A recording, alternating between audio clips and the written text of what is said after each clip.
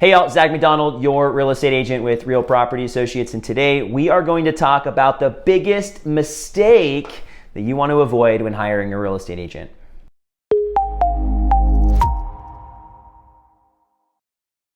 Let's be real, there are probably multiple mistakes you can make when hiring a real estate agent, but I found that as I've thought about this more, really there's one big one, and that is not doing your homework, not doing your research on who you're going to be hiring. I've come across this multiple times here recently, talking with various prospective clients and even current clients who've had really bad real estate experiences, either so far or in the past. And I wanted to make this video just to share a little bit of my thoughts about how you can go about doing your homework and your research, but also share some of those pains. Because I have a client right now, for example, who is listing her condo with me, and she bought this condo within the last 6 months. Well, she bought this condo and didn't know that she can't have her dog live there. She also didn't know that she couldn't rent it out after moving out unless she'd lived there for a certain amount of time, and there were a lot of other restrictions. So she buys a condo and has a dog and moves in, and they kick her out because she has a dog, and then she can't rent it because, well, she hasn't lived there long enough. So it either sits empty or she has to sell it. That is a terrible outcome. That's a really bad real estate experience. Another example, I'm talking with somebody about selling a house. She's been talking to another agent for the past couple years. We meet because, well, she's not having the best experience and she hasn't even gotten to the point of listing her property yet. And a lot of the questions and the things we're going through tipped me off to the fact that maybe this agent isn't that experienced. Now, this person has worked for 30 years as a real estate agent, which can mean a lot of different things, by the way. But I went and did some research, and this particular individual sells a couple houses a year for the last 30 years. So although they have 30 years of experience, they don't sell a lot of houses. For perspective, and again, this is just for perspective, we helped 160 people in the last 5 years and over 250 people in the past 8 years. So it's just the amount of time versus the amount of experience is a very different conversation. Another example, talking with somebody about a condo that they just purchased and they're thinking about listing it, and they didn't even call the other agent, but we were chatting about it, and it came down to a similar situation with not reviewing homeowner docs, not really knowing what's coming down, not even sure why they bought a condo in the first place. And it's interesting because a lot of this I think can be avoided. Now, I'm not making this video to say I'm the best real estate agent in the whole world, because I don't even think that's true. But I think there are a lot of other really great real estate agents in the Seattle area and across the country. The reason I'm making this is because I think it's important for people to know that the majority of real estate agents actually don't last very long in the business. I've heard it said that it's easier to start a restaurant than get into real estate and succeed. But I think it's also important to know that most real estate agents don't renew their license. And the majority of the people that are showing houses and writing offers that are on big teams are also in that situation where they're brand new and trying to get started and make it in real estate.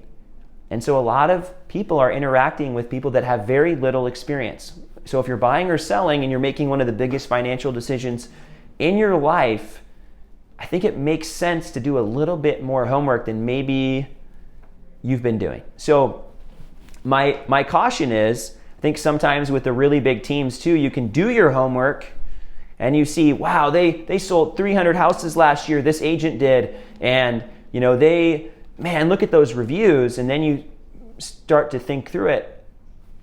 I don't think an agent can help really more than 2 or 3 clients in a given month by themselves. It doesn't mean you don't want to work with somebody that does more than that, because I think that still makes sense. But when you see somebody that's doing 300 or 400 transactions, you just have to know that they can't be super involved in their business doing more than probably 75 to 100. They can't be super involved in their business and also still do that amount of business. So I think that's where you start to think, oh, well, either they do have a really experienced team or some of them really don't have experienced teams.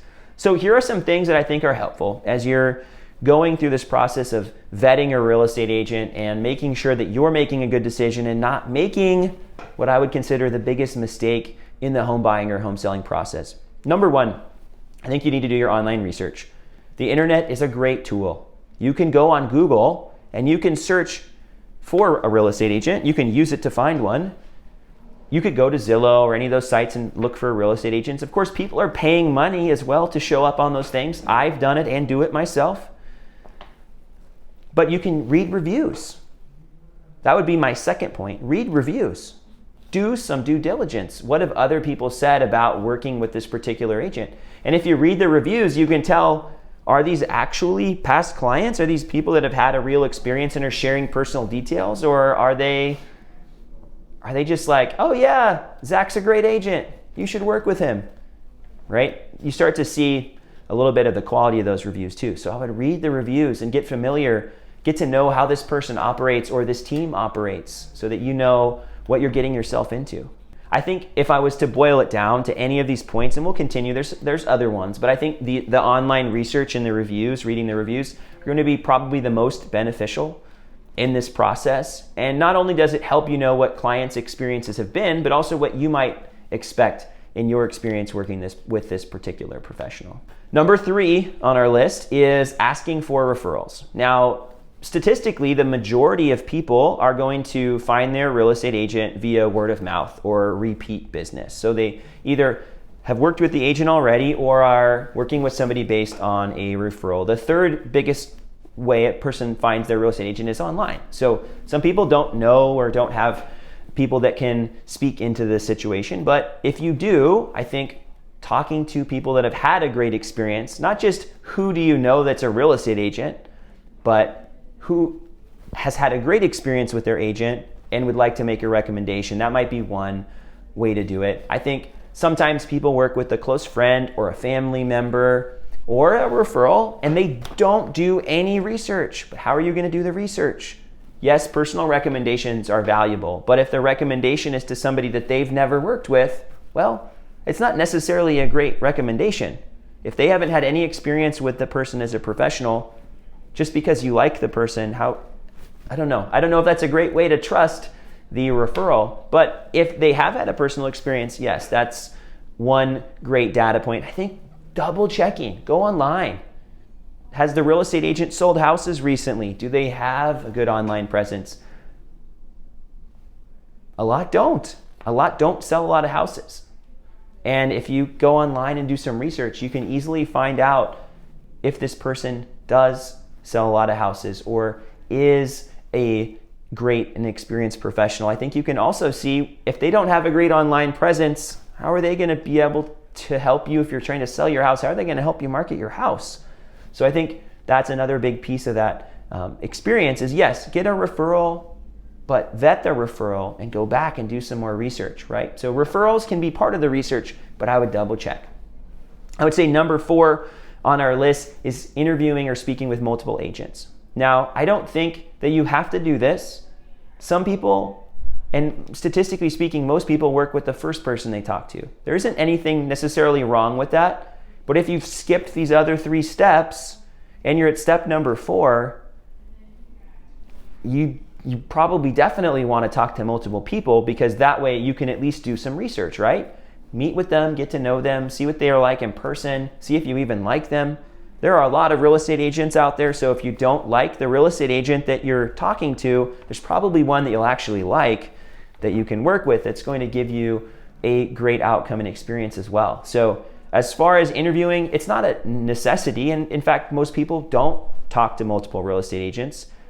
But if you haven't done these other steps, if you haven't done online research, if you're just making some calls and talking to people, it definitely makes sense to sit down and do some type of formal process. And again, everybody has their own process of choosing an agent, and there's not necessarily a right or a wrong way.